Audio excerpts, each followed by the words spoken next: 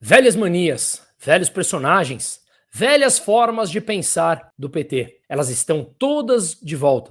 A mesma velha forma de pensar, os mesmos personagens, todos aqui descarados na nossa frente. A mesma forma de fazer corrupção, inclusive em meio a uma catástrofe tão triste como vive o Rio Grande do Sul. Quero focar aqui nesse vídeo para além da parte social e humanitária, mas na parte econômica daquele estado. E, claro, propor aqui no final uma solução colocando pressão no governo federal, em que ele terá que diminuir os seus gastos, e eu proponho aqui uma receita que supera até 2032 1,5 trilhão de reais, em que ele coloque à disposição do Rio Grande do Sul. Será que ele está disposto a isso ou apenas pousar bonito para fotos? Vamos focar aqui nesse vídeo, nessa parte econômica.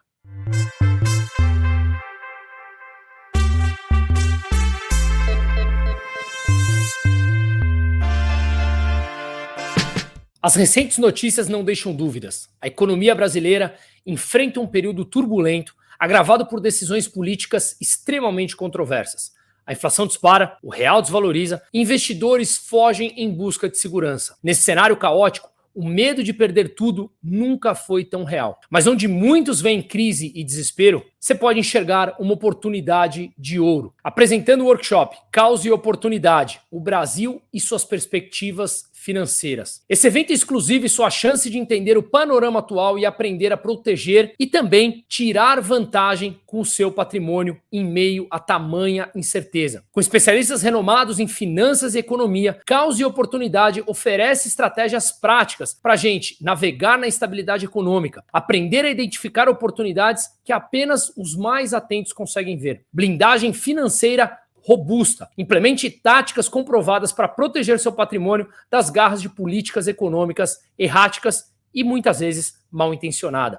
Investir com inteligência. Descubra investimentos resilientes que prosperem até nas piores crises, ou seja, o chamado antifrágil. Para detalhes do evento, será em junho, local aqui em São Paulo capital, das 9 da manhã às 19 horas, dia 29 de junho, no último sábado do mês, durante o dia inteiro.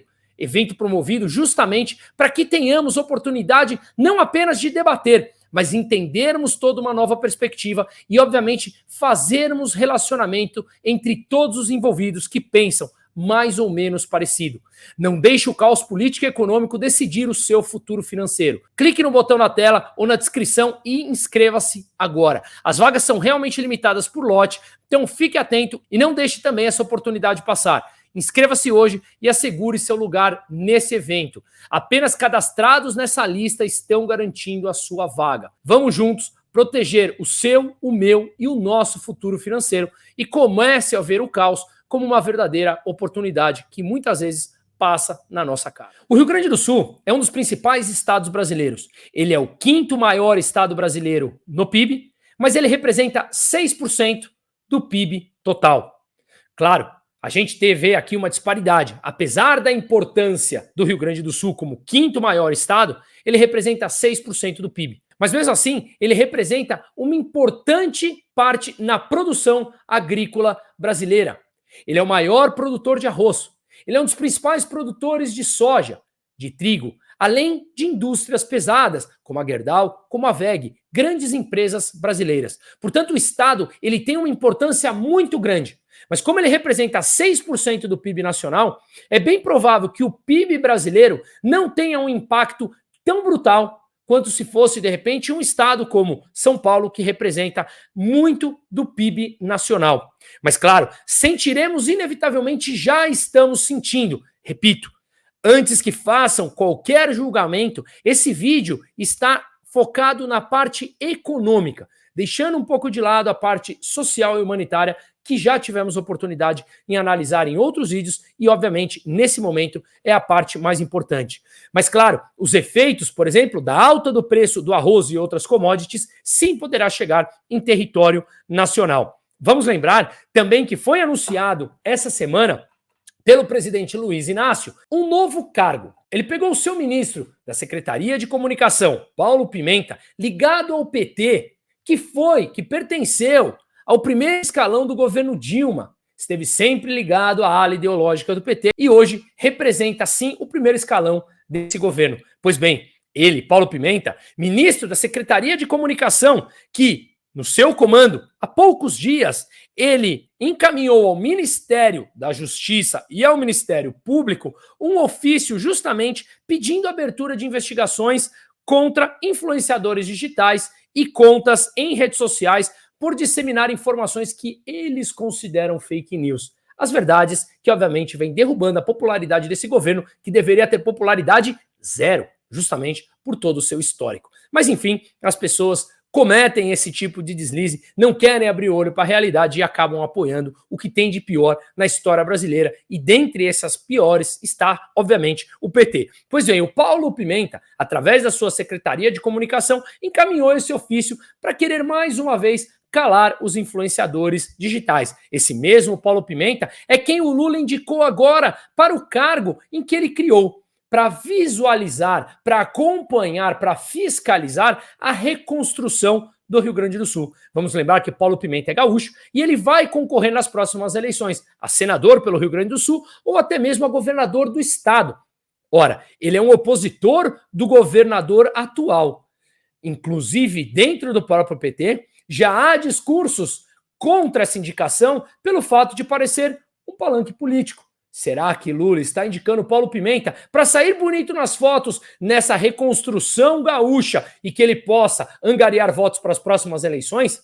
Quem não lembra, no 1º de maio, em que ele pediu votos para o Boulos, sendo proibido, e nada acontece. Quem não lembra, esse mesmo presidente que fez campanha política em cima do caixão da sua ex-esposa Maria Letícia. Portanto, esperar qualquer tipo de ação moral por parte de um sujeito que teve a prática da corrupção durante a sua vida inteira seria, obviamente, infantil demais de nossa parte. Pois bem, Paulo Pimenta estará, então, constantemente no Rio Grande do Sul, já fazendo a sua campanha política sem dar nome aos bois. E a gente, obviamente, vê uma série de campanhas políticas sendo anunciadas, como veremos daqui a pouco. Mas eu quero focar também na importância do setor privado. Ontem saiu uma matéria nos Pingos nos Is na Jovem Pan, em que o deputado Palumbo perguntou àquele morador que está trabalhando diariamente para ajudar a população. Ouçam a resposta dele. Eu queria saber qual é a maior queixa da população em relação à atuação do governo federal, estadual e municipal. Delegado, muito boa noite. A principal queixa é o que nós estamos vendo na ponta, né? Nós, os voluntários que estão na ponta, nós estamos vendo a inoperância, né, do Estado nessa questão justamente do salvamento das famílias, né, das vidas. E quanto maior é a esfera do Estado, né, municipal, estadual, federal, menos nós vemos ação na ponta. Nós temos na zona de resgates hoje, onde eu atuo, em Porto Alegre, toda uma organização, toda uma estrutura com triagem, atendimento médico aos resgatados, atendimento veterinário aos pets que são resgatados, doação de roupas, alimentação para os resgatados e para os voluntários resgatistas, oficina para conserto dos barcos, jet skis dos voluntários, e toda essa estrutura foi montada por voluntários, foi montada pela sociedade civil. Não há nessa zona de resgate onde eu atuo e o relato que a gente tem dos demais amigos que atuam em outras cidades, não há uma ajuda do Estado nesse sentido. Está muito claro que quem está trabalhando com isso mostra claramente que quem ajuda é a população civil, é a sociedade civil organizada com o setor privado. O Estado é lento, o Estado é burocrático e o Estado está, como ele falou, inoperante. Pois bem, uma das empresas que desde o começo solicitou ou disponibilizou, melhor dizendo, ajuda ao Rio Grande do Sul, foi justamente a Starlink de Elon Musk. Vamos lembrar que a Starlink, ela foi, por parte dos petistas e dos psolistas principalmente, eles defenderam que a empresa não mais pudesse fornecer sinal aqui no Brasil, justamente porque Elon Musk, o seu dono, peitou o ministro Alexandre de Moraes. Quem não lembra dessas matérias? Musk diz que dará internet para a escola se Lula romper com o Starlink. Internet via satélite da Starlink, empresa de Elon Musk, é a segunda mais acessada no Brasil. E numa matéria no dia 9 de maio, agora, Musk promete 1.000 kits da Starlink para auxiliar resgates no Rio Grande do Sul.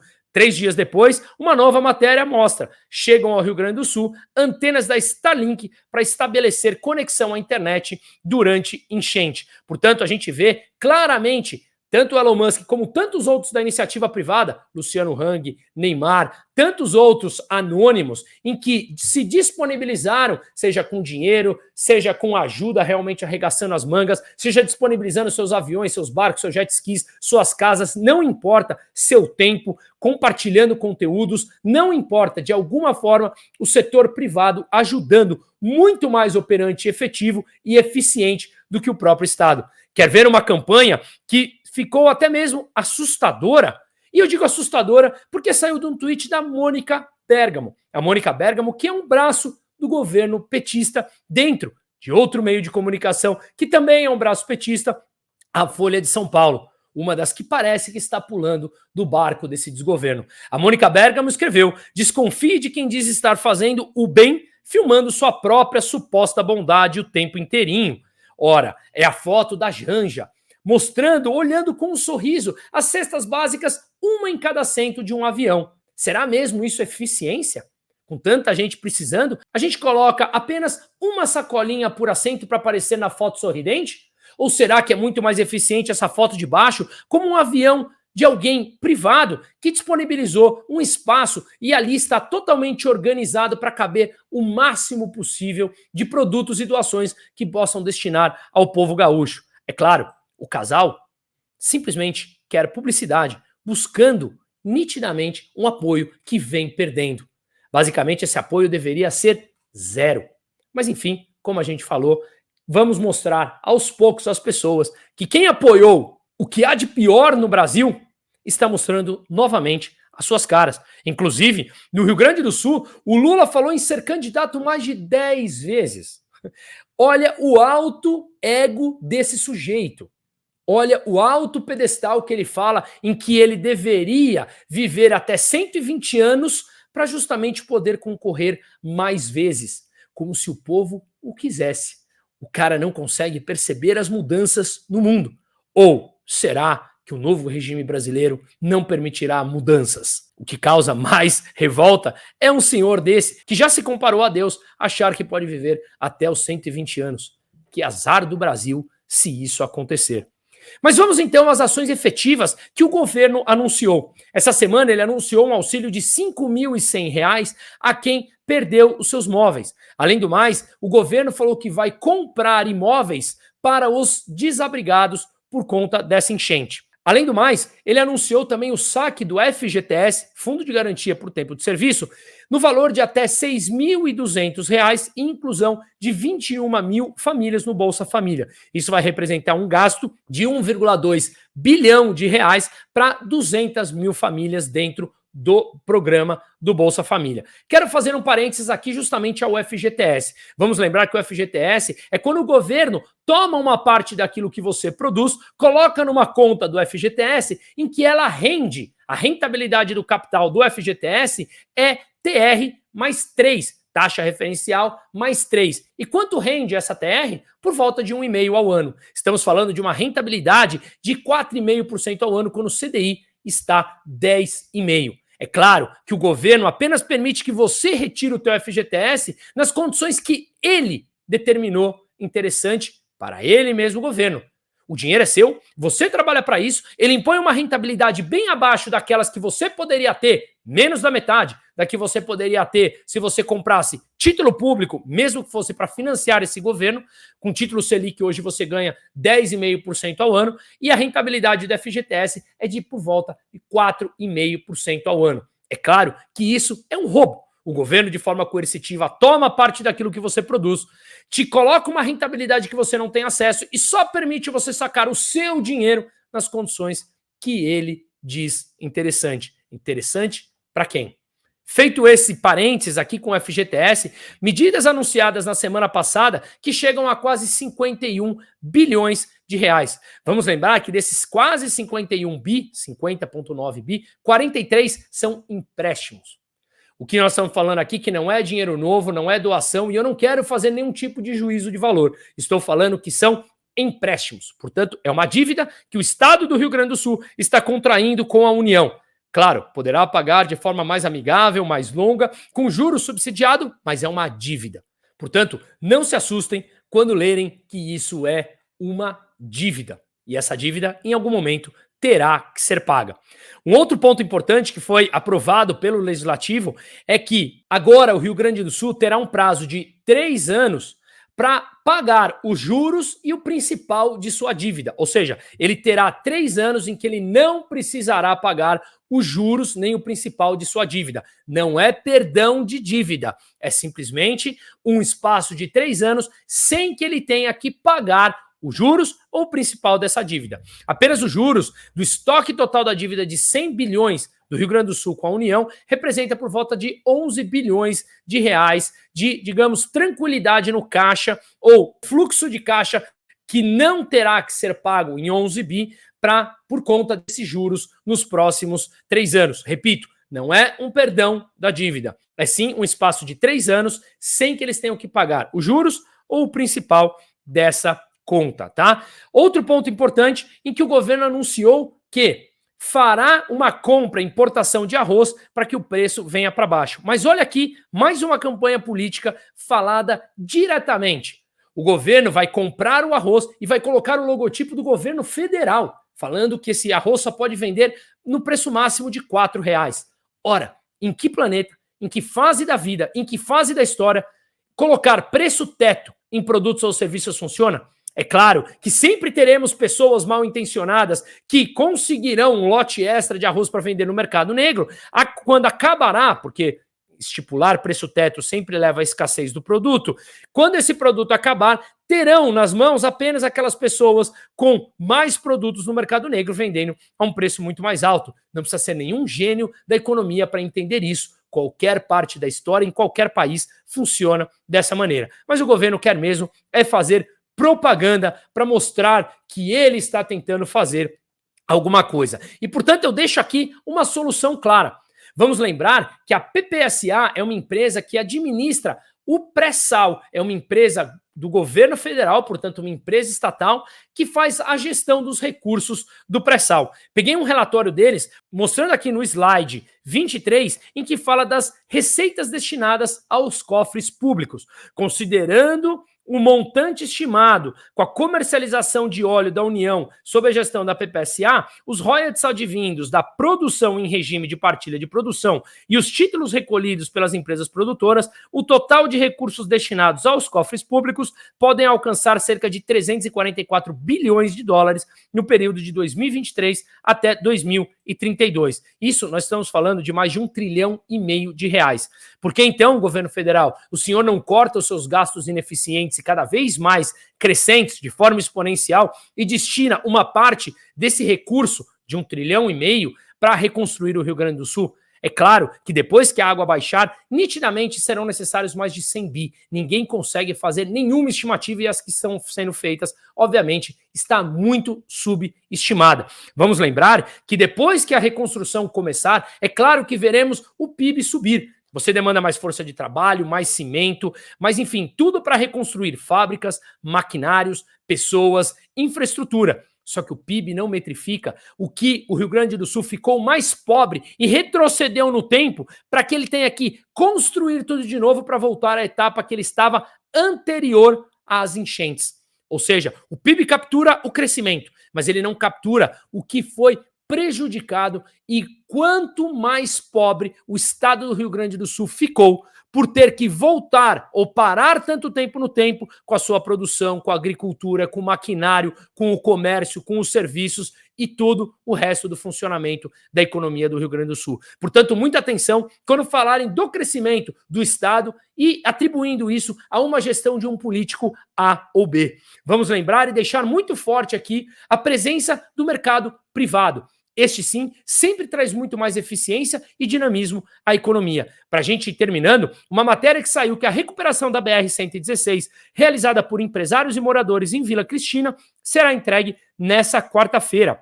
abre aspas, para uma parte que mostra aqui nessa matéria. A partir desse cenário, a empresária Simone Fagundes iniciou um movimento para buscar dinheiro e mão de obra para recuperar a estrada. Em contato com outros representantes da iniciativa privada e usuários da rodovia, formou o grupo que angariou os recursos necessários para compra de material e contratação de maquinário. A força braçal para limpeza e até mesmo colocação de tubos veio de moradores impactados pela interdição. Iniciada na última quinta-feira, em menos de 7 dias, a obra está praticamente finalizada e, de acordo com Simone, será entregue nesta quarta-feira, 14. A liberação para circulação de veículos leves e pesados é de responsabilidade do Departamento Nacional de Infraestrutura de Transportes. Eles falam mais adiante na matéria que eles levaram em consideração aquela outra cidade no Rio Grande do Sul que há pouco tempo uma ponte foi reconstruída por um preço 10 vezes o que o Estado estava propondo. A iniciativa privada, com a sociedade civil organizada, foi lá e reconstruiu aquela ponte de uma forma muito mais rápida, muito mais barata, portanto, muito mais eficiente. O que eu quero dizer aqui é que esse governo, que segue fazendo apenas publicidade e sendo totalmente ineficiente e gastando 3,3 bilhões no ano de viagem e mais de bilhões em emendas parlamentares, está com dificuldade e sempre terá, porque eles são um governo que tem como meio sempre a corrupção. Eles seguem apenas ouvindo vozes nesse velho e doente cérebro de Luiz Inácio, cheio de ego e mediocridade. E justamente isso é o reflexo do Brasil. Deixando de lado todas as mudanças domésticas e internacionais, deixando o Brasil à margem de todo o crescimento e de toda a adaptação a esse mundo novo, a gente vê aquele ranço sindicalista continuar falando as suas palavras como se seguíssemos ainda nos anos 80 com a corrupção descarada a céu aberto. Como andaremos adiante? Dessa forma, com esse governo, com essa cabeça? Esquece. Depende de nós, depende da sociedade civil organizada. Seguimos adiante e muita força, Rio Grande do Sul.